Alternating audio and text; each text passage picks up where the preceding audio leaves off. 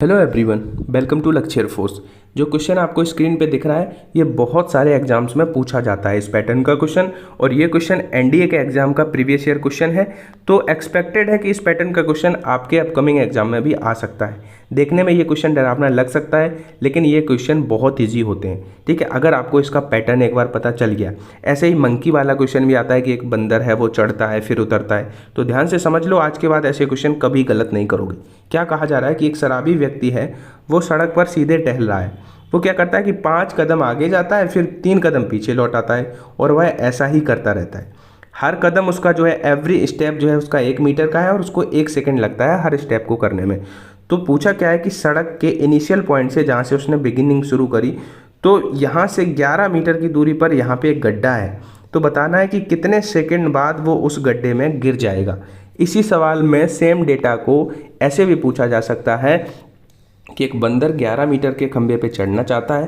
पहले वो 5 मीटर चढ़ता है, फिर 3 उतरता है। तो बताना है कि कितने सेकंड बाद उस खंभे पर चढ़ जाएगा।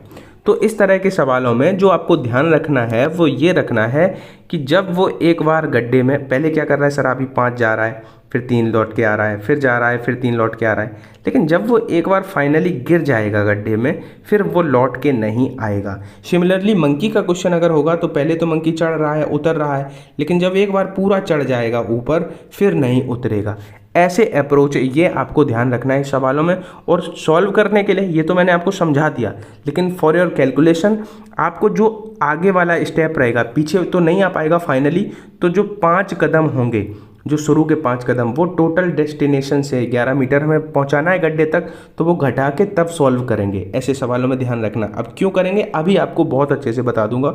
तो 11 में से 5 जाएगा, तो पहले हम 6 मीटर का कैलकुलेट कर लेते हैं कि 6 मीटर कितने सेकेंड में जाएगा। तो उसके लिए क्या हो रहा है कि 5 वो आगे जा रहा है और 3 पीछे आ रहा है। तो क्या कर रहा है फाइनली, वो 2 मीटर ही, उसका जो डिस्प्लेसमेंट है वो 2 ही मीटर का तो है, क्योंकि 5 स्टेप आगे गया और 3 पीछे आ गया, तो 2 स्टेप पूरे कर रहा है। यानी कि 2 मीटर को वो कितने सेकंड में कर रहा है, 2 मीटर को वो 8 सेकंड में कर रहा है, क्योंकि हर स्टेप उसका जो है वो 1 सेकंड का है। तो स्टेप तो उसने 8 लिए, क्योंकि 5 बार आगे गया, 3 बार पीछे आया, तो 8 सेकंड तो लगे हैं, लेकिन चला 2 ही मीटर है। ये बात आशा करता हूँ समझ पाए हो कि चला तो वो 2 ही मीटर है, क्योंकि पीछे आ गया, लेकिन सेकंड तो उसको 8 लगे।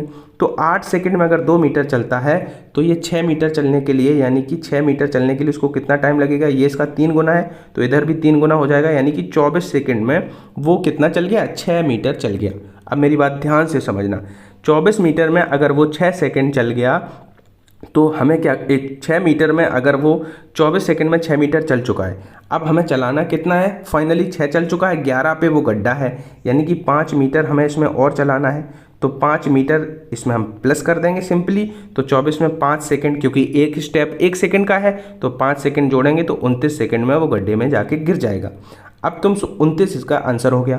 अब सोच सकते हो कि 5 हमने ये क्यों घटाया था। तो अगर आप बिना घटाए कैलकुलेट करने की कोशिश करोगे, या आपने की भी होगी, तो आपका आंसर नहीं आया होगा, क्योंकि आप कंफ्यूज हो जाओगे। क्योंकि कंफ्यूज क्या, गलत होना ही है, क्योंकि फाइनली जो वो लास्ट वाला 5 रहेगा, वो चलने के बाद पीछे नहीं आएगा, क्योंकि फाइनली वो गड्ढे में गिर जाएगा। या मंकी वाला सवाल होगा तो फाइनली जब वो चढ़ चुका होगा, तो फिर वो नीचे नहीं उतरेगा। इसलिए ये नीचे वाला कंडीशन जो है, ऊपर वाला जो कंडीशन रहेगा, आगे जाने वाला रहेगा, वो पहले हम एक बार घटा देंगे पूरी डिस्टेंस में से, फिर उसको ऐसे ट्रेडिशनली सॉल्व करके, और जो लास्ट वाला स्टेप वाला होगा उसका हम ऐड कर देंगे। तो इस तरह से ये सवाल आ जाएगा। आशा करता हूँ समझ पाए होंगे आप लोग। वैसे बहुत सारे बच्चे ये सवाल कर लेते होंगे, लेकिन कुछ बच्चों के लिए हो सकता है नया हो, तो ऐसे क्वेश्चन ऐसे किए जाते हैं। ये डिस्प्लेसमेंट के पैटर्न पे क्वेश्चन था। तो विस्थापन से एक बहुत अच्छा सवाल जो कि प्रीवियस ईयर पूछा गया है, कि ऐसे सवाल पूछा जा सकता है कि numerical ratio of displacement to distance for a moving object is, मतलब विस्थापन और दूरी का अनुपात क्या हो सकता है, विस्थापन और दूरी का अनुपात। ये सवाल देखो, क्वेश्चन की लैंग्वेज जो है वो ध्यान से पढ़ना। कई बार हो सकता है कि दूरी और विस्थापन का अनुपात पूछा जाए, तो आपको अगर रटा हुआ है तब तो आप इसमें और इसमें फिर गलत कर दोगे अगर रट के गए हो, लेकिन अगर समझ के गए हो तो फिर गलत होने के चांसेस नहीं रहेंगे। तो समझना क्या है कि डिस्प्लेसमेंट जो होता है, विस्थापन, वो क्या होता है, वो निगेटिव भी हो सकता है, वो आपका 0 भी हो सकता है, पॉजिटिव भी हो सकता है, लेकिन डिस्टेंस आपको पता है कि ऑलवेज कैसी होगी, ऑलवेज पॉजिटिव होगी। यानी कि विस्थापन होता क्या है? विस्थापन होता है, जैसे मान लो ये एक अर्धवृत्त है, तो इस पॉइंट ए से इस पॉइंट बी पे हमें जाना है, तो ये जो इसका सरकमफेरेंस होगा, परिधि होगी, ये होगी दूरी, क्योंकि ये कवर करके हम ए से बी पे जाएंगे। लेकिन विस्थापन होता है उनके शॉर्ट इनिशियल और जो फाइनल पॉइंट के बीच की न्यूनतम दूरी, तो ये यहाँ से हो जाएगा। तो याद रखना आप लोग कि विस्थापन जो है वो हमेशा दूरी से या तो कम हो सकता है या बराबर हो सकता है। बराबर तो हो सकता है कि कह दे ए और बी हैं, यहाँ के बीच की दूरी भी वही होगी और विस्थापन भी वही होगा, लेकिन इस केस में अलग हो जाएगा।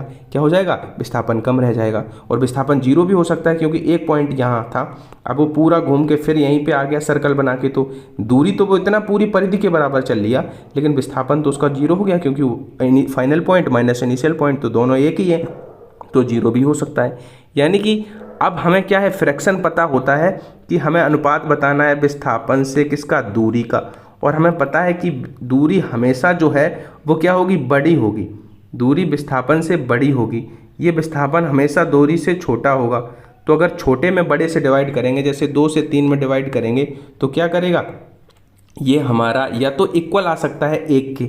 अगर दोनों इक्वल हो गए, क्योंकि विस्थापन और दूरी बराबर तो हो सकते हैं, यानी कि 1 भी आ सकता है, और कम आएगा क्योंकि नीचे वाली संख्या हमेशा बड़ी रहेगी। तो ये फ्रैक्शन जो है, अगर ऊपर वाला बड़ा होता 3 और नीचे छोटा होता, तो ये 1 से ज़्यादा वैल्यू आ जाती, ठीक है, 1 से ज़्यादा आ जाती।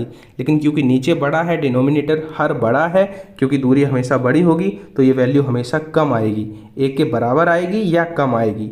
लेकिन अगर इसका उल्टा सवाल पूछा जाए, दूरी और विस्थापन का पूछा जाए, तो 1 के बराबर या अधिक हो जाएगा, क्योंकि दूरी ज़्यादा होती है।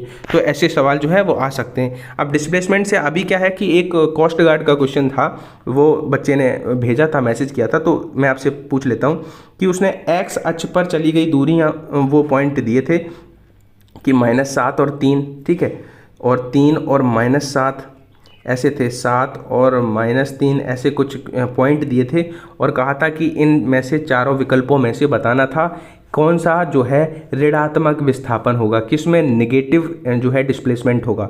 तो बड़ा इजी था ये सवाल, आप आराम से कर पाते, क्योंकि जो विस्थापन होता है वो क्या होता है, फाइनल माइनस इनिशियल।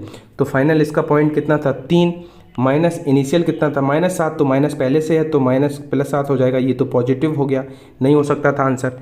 ऐसे एक अगर था तो -7 में जब -3 करते, क्योंकि फाइनल माइनस इनिशियल होता है विस्थापन, तब -10 आता, तो इस ऑप्शन में नेगेटिव हो जाता।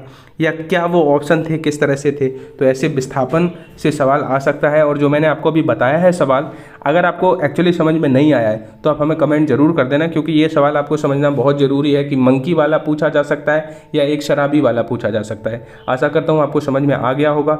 और कल हमने एक क्वेश्चन कराया था सार्थक अंक वाला, जिसमें हमने क्या किया था कि 38,000 गुणा 10⁴ लिख दिया था, जबकि सवाल में 3.8 था, ठीक है। ये कॉमन सेंस है, आप समझ भी सकते हो कि अगर 38,000 होता, ठीक है, अगर सार्थक अंक जो सिग्निफिकेंट फिगर पूछे गए थे, अगर यहाँ पे 38,000 होता, ठीक है, जो कि हमने गलती से लिख दिया था, उसके लिए सॉरी बता रहा हूँ। 38,000 का मतलब यहाँ 1,000 और हैं, यानी कि 10⁴ थी ऑलरेडी, और ये इसको हम 38 गुणा 10⁻³ भी तो लिख सकते हैं।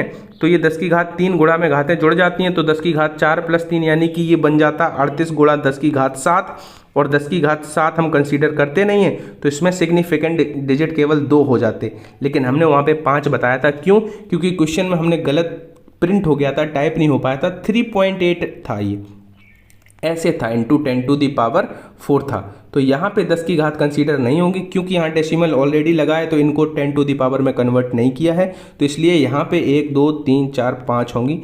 तो इस सवाल को थोड़ा करेक्ट कर लेना। वैसे हमने पिन कर दिया था, आप किसी भी वीडियो में आप पिन्ड कमेंट जरूर देख लिया करें, कि जल्दबाजी में अगर कुछ वीडियो में ऐसा बोल देता हूँ तो उसको मैं पिन कर देता हूँ, ठीक है। बाकी जो बच्चों जिनकी प्रिपरेशन पूरी हो रखी है, जो पिछला इनटेक भी दिया था और उससे पिछला भी दिया था, मतलब बहुत लंबे टाइम से प्रिपरेशन कर रहे हैं, तो वो अपने प्रिपरेशन को एवेल्युएट करने के लिए मॉक टेस्ट लगा सकते हैं।